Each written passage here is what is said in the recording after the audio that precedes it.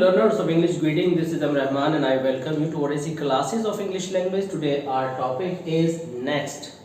आज के इस पार्ट 1 में हम स्टडी करने जा रहे हैं वर्ड नेक्स्ट की। आपको लगेगा कि ये नेक्स्ट जैसा छोटा सा वर्ड, इसकी स्टडी क्या करनी है, तो हम आपको बता दें इसकी क्या इंपॉर्टेंस है। आपने अभी लेटेस्ट कॉम्पिटिटिव एग्जाम्स देखे होंगे तो उसके अंदर पार्ट्स ऑफ स्पीच की बढ़ती हुई इंपॉर्टेंस को आपने महसूस किया होगा। एनडीए सीडीएस को लेकर के जितने भी आपने रिटन एग्जाम्स दिए होंगे उसके अंदर पार्ट्स ऑफ स्पीच का एक अहम हिस्सा आप देखते हैं, उसे आपको सॉल्व करना होता है। और ग्रामर के बहुत सारे एस्पेक्ट्स हैं जिसके अंदर आप पार्टिसिपल्स स्टडी करते हैं, आप इन्फिनेटिव, जेरेंड, नरेशन, वॉइस और बहुत सारे टॉपिक्स क्लियर करते हैं। हम आपको बता दें कि हमारा जब भी कोई एग्ज़ाम अच्छा जाता है और हम अच्छे मार्क्स गेन करते हैं तो उसके पीछे एक बहुत इम्पोर्टेंट बात छिपी होती है और वह ये होती है कि जिसकी रीडिंग वाइड है, जो फ्रेजेस और कॉम्प्रिहेंशन को, रीडिंग को बहुत अच्छे से करता है, जिसके रीडिंग लेवल बहुत वाइड है, जो बहुत ज़्यादा पढ़ता है, उसके मार्क्स बहुत अच्छे आते हैं। आप कहेंगे कि पढ़ने को लेकर के ग्रामर से कैसे जोड़ा जा सकता है, तो हम आपको बताएं। जब आप कोई कॉम्प्रिहेंशन गो थ्रू करते हैं, कोई नॉवल पढ़ते हैं, कोई न्यूज़पेपर पढ़ते हैं, तो उनमें ऐसे वर्ड्स आते हैं और उनका इतना डिफरेंट यूजेस आपको पढ़ने के लिए, समझने के लिए मिलता है कि आपको नई नई जानकारी आपके माइंड में रहती हैं और उनके जो लेटेस्ट यूजेस हैं वो आपके माइंड में रहते हैं। तो जो रूल्स आपने ग्रामर की बुक्स के द्वारा पढ़े हैं वो अपनी जगह पर हैं, लेकिन जो एक्सपीरियंस आपका रीडिंग पोर्शंस की वजह से रहा है वो भी एक बहुत इंपॉर्टेंट रोल प्ले करता है। तो जब हमारे को वो सारी वाइड स्टडी करने की आदत होती है तो वो एक्सपीरियंस कि हमने कहाँ पर किस वर्ड को किस फॉर्म में, किस जगह पर, किस सेंस में यूज़ किया था, वो आपको आंसर जज करने में बहुत हेल्प करता है। और केवल ग्रामर के रूल्स की स्टडी करते रहना और रीडिंग को बिल्कुल छोड़ देना, ये थोड़ा सा घाटे का सौदा साबित हो सकता है। तो यहाँ पर हमने आज वर्ड लिया है नेक्स्ट। नेक्स्ट का क्या पहलू आज हम स्टडी करने जा रहे हैं, आइए शुरू करते हैं।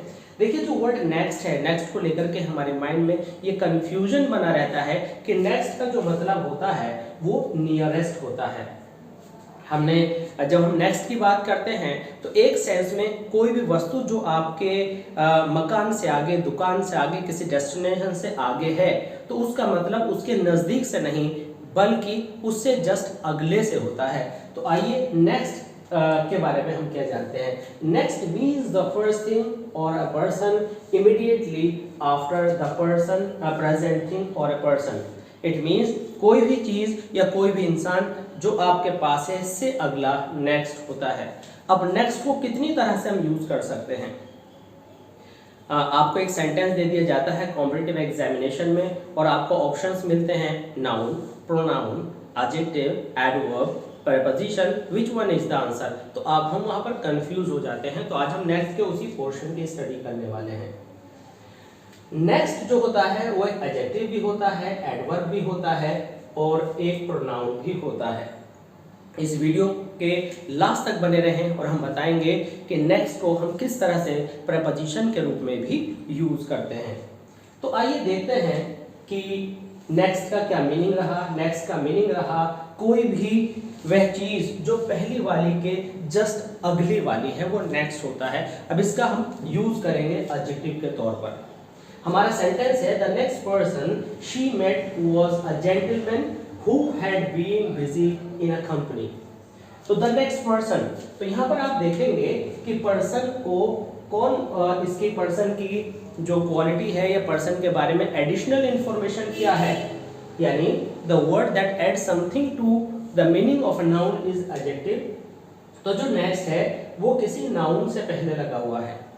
तो ये क्या हुआ, ये आपके एडजेक्टिव का काम कर रहा है। तो यहाँ पर नेक्स्ट का जो यूजेज है वह हुआ एडजेक्टिव। तो यहाँ पर the next person she met, वह पर्सन जिससे वह मिली, तो वह क्या था, वह एक जेंटलमैन था जो कि बिजी था एक कंपनी के अंदर। तो यहाँ पर आपने देखा कि next as an adjective use हुआ है और अपने आप में एक एडजेक्टिव क्लॉज है। इसके बाद देखिए हमने यहाँ रेड कलर लिया तो एडजेक्टिव को रेड में दिखाया, ये जो है डार्क ब्लू है, तो यहाँ पर हमने आपके आंसर को डार्क ब्लू में दिखाया। इसी तरह से ग्रीन को हमने ग्रीन में दिखाया। अब हमारा जो डार्क ब्लू है ये क्या है, ये है एडवर्ब। अब एडवर्ब क्या होता है? एडवर्ब वह वर्ड होता है जो किसी वर्ब, किसी एडवर्ब या किसी एडजेक्टिव के बारे में कुछ ऐड करता है। और अगर टाइम के बारे में बताएं तो वह सब एडवर्ब होते हैं। तो there was an explosion and he couldn't remember what happened next. Okay, explosion हुआ और वो ये नहीं समझ पाया कि क्या हुआ। तो ये नेक्स्ट किसको बता रहा है? हैपन को बता रहा है। तो नेक्स्ट किसके बारे में कुछ ऐड कर रहा है? वर्ब के बारे में ऐड कर रहा है। तो जो वर्ब के बारे में कुछ एडिशनल बात आप बताते हैं, अगर हम सीधी सीधी तरह से बोलें कि जब आप वर्ब की कुछ विशेषता बताते हैं तो एडवर्ब होता है। तो यहाँ आपने पाया कि हमने नेक्स्ट यूज किया, तो यहाँ पर ये नेक्स्ट क्या हुआ? एडवर्ब होगा। आपको यहाँ अंडरलाइन दे दिया जाएगा, नीचे ऑप्शंस आ जाएंगे कि इस सेंटेंस के अंदर जो नेक्स्ट है वह वर्ब है, एडवर्ब है, प्रीपोजिशन है, प्रोनाउन है, क्या है? तो आप कहेंगे कि यहाँ पर एडवर्ब है। ओके, क्योंकि ये वर्ब के बारे में कुछ कह रहा है। Now let's move on the third example. Each day is just like the next. अब यहाँ पर कहीं पर नेक्स्ट आ रहा है, कहीं पर द नेक्स्ट आ रहा है। तो अब क्या कैसे जाने कि कहाँ पर हमें द यूज करना है और कहाँ पर हमें द यूज नहीं करना है, ये हम आपको डिस्कस करेंगे पार्ट 2 में। अभी यहाँ पर जानते हैं कि each day is just like the next. तो यहाँ पर आप देख रहे हैं कि प्रोनाउन की बात की गई है ग्रीन से, इसलिए यहाँ पर ग्रीन लिखा है। जस्ट लाइक द नेक्स्ट, तो नेक्स्ट जैसे कि हमने नाम लिया मुकेश, तो मुकेश के लिए हमने ही यूज करना है। हमने कहा जो है क्षमा या कोई ऐसा नेम लिया सरिता, उसके लिए हमें शी या हर यूज करना है। तो उसी तरह से बिल्कुल एवरीडे ऐसा ही था, हर दिन ऐसे ही गुजर रहा था, यानी हर आने वाला दिन ऐसे गुजर रहा था जैसे पहला। इट मीन्स आने वाला और पिछला दोनों दिन एक से गुजर रहे थे। Each day is just like the next. It means कोई नयापन नहीं था। तो ये नेक्स्ट किसके बारे में यहाँ पर बात कर रहा है? डे के बारे में। तो वे वर्ड्स जो नाउन को सब्स्टिट्यूट करते हैं, और you can say the words which are used in place of noun are called pronoun. तो ये हुआ आपका प्रोनाउन। ओके, तो यहाँ पर हमने देखा एडजेक्टिव, एडवर्ब और प्रोनाउन की तरह से नेक्स्ट को कैसे यूज किया। अभी हमने एक बात कही थी कि नेक्स्ट का मतलब नियरेस्ट नहीं होता। नियरेस्ट अपने आप में सबसे नजदीकी है, जबकि नेक्स्ट का मतलब लगभग एसेंट है, बिल्कुल नजदीक वाला है, या फर्स्ट को छोड़कर जस्ट अगला वाला है। तो next does not mean nearest. आप ऑलवेज इस बात को अपने माइंड में क्लियर कीजिए। Would you let me know where the next shop is please. Okay, क्या आप मुझे बताएंगे कि अगली शॉप कहाँ पर है? कि यहाँ पर अगली का सेंस नहीं निकल करके आएगा, यहाँ पर आएगा कि नियरेस्ट शॉप कहाँ पर है, नियरेस्ट। नेक्स्ट शॉप, अगर आप एक शॉप पर खड़े हैं, नेक्स्ट शॉप कौन सी है? तो नेक्स्ट तो वही होनी चाहिए, तो पूछने की जरूरत है ही नहीं। ओके, तो यहाँ पर आप कहेंगे नियरेस्ट शॉप। ओके, इसके बाद अब हम यहाँ पर सीखने वाले हैं कि नेक्स्ट को हम एज ए प्रपोजिशन कैसे यूज करते हैं। अगर हम नेक्स्ट के साथ टू को ऐड कर लें तो हम एज ए प्रपोजिशन यूज कर सकते हैं, और इसका मतलब होता है राइट बिसाइड समथिंग, किसी चीज के ठीक बराबर में। तो we set next to each other. अब प्रपोजिशन क्या होती है? एक नाउन या प्रोनाउन के बाद एक वर्ड आता है और दूसरे नाउन या प्रोनाउन या किसी दूसरे पार्ट्स ऑफ स्पीच से अपना रिलेशन बताता है। तो यहाँ पर क्या हुआ? वी आया, ईच अदर एक दूसरे के पास बैठे, तो नेक्स्ट टू, तो we set next to each other. The second example is his knowledge is next to nothing.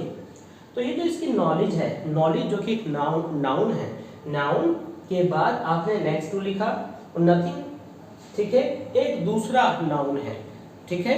यहाँ पर नाउन की जगह पर हमने नथिंग यूज किया। प्रोनाउन और नाउन कुछ भी हो सकता है प्रीपोजिशन के ऑब्जेक्ट के रूप में। तो यहाँ पर जो नॉलेज और नथिंग के बीच में जो नेक्स्ट टू है, ये एक रिलेशन क्रिएट कर रहा है, इसलिए ये प्रीपोजिशन हुआ। अब इस एग्जांपल में अगर आप देखें, next to English I like French, next to English I like French, तो यहाँ पर इंग्लिश और फ्रेंच के बीच में जो लिंक है वो है नेक्स्ट टू, नेक्स्ट टू। तो ये नेक्स्ट टू जो है यहाँ पर प्रीपोजिशन का काम कर रहा है। तो आई होप कि नेक्स्ट से रिलेटेड ये सारी इन्फॉर्मेशन आपको बहुत अच्छे से समझ में आई होगी और पार्ट्स ऑफ स्पीच में आपको डेफिनेटली बहुत हेल्प करने वाली है। अगले पार्ट सेकंड में हम सीखेंगे कि नेक्स्ट और द नेक्स्ट में क्या डिफरेंस है और कहाँ पर हम इसको यूज करते हैं। एरर, स्पॉटिंग एरर में ये बहुत आपके लिए हेल्पफुल साबित होगी। आने वाली अपकमिंग वीडियो जरूर देखिएगा। इससे अलग जो फोनेटिक्स से रिलेटेड और प्रोनाउंसिएशन के इम्प्रूवमेंट से रिलेटेड बहुत सारी वीडियोस हमारे चैनल पर है, उन्हें ज़रूर देखिएगा। और अगर अभी तक आपने चैनल सब्सक्राइब नहीं किया तो प्लीज़ सब्सक्राइब कीजिए, लाइक कीजिए एंड शेयर कीजिए। बने रहिए हमारे साथ। Thanks for being with us. Thanks a lot.